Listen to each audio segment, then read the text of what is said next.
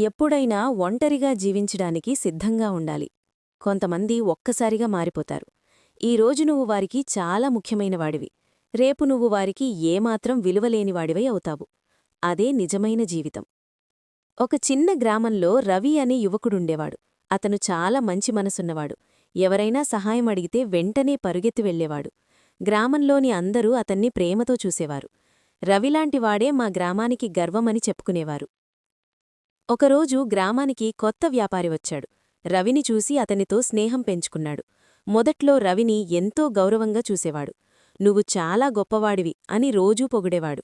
రవి కూడా అతన్ని తన నిజమైన స్నేహితుడిగా భావించాడు. కాని కొద్ది రోజుల తర్వాత పరిస్థితి మారింది. వ్యాపారికి మరికొందరు ప్రభావశీలులు పరిచయమయ్యారు. ఇప్పుడు రవి అవసరం లేకపోయింది. అతను రవిని పట్టించుకోవడం మానేశాడు. ఒకరోజు రవి అతని దగ్గరకు వెళ్లి మాట్లాడితే అతను చల్లగా నాకిప్పుడు టైం లేదు అని చెప్పి వెళ్ళిపోయాడు. అది చూసి రవి మనసు బాగా నొచ్చింది. నిన్నటి వరకు నన్నింతగా గౌరవించినవాడు ఈరోజు ఇలా ఎందుకు మారిపోయాడు అని బాధపడ్డాడు. అప్పుడతని తాత దగ్గరికి వెళ్లి తన బాధ చెప్పాడు. తాత మెల్లగా నవ్వి ఇలా చెప్పాడు.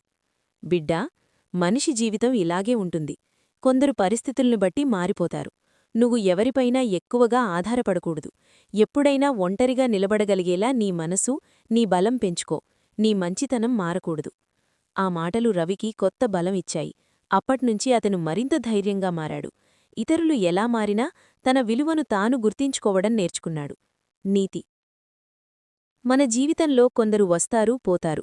కాని మన బలం, మన విలువ మన చేతుల్లోనే ఉంటుంది. ఎప్పుడైనా ఒంటరిగా నిలబడే ధైర్యం పెంచుకుంటే నిజమైన సంతోషం మనదే.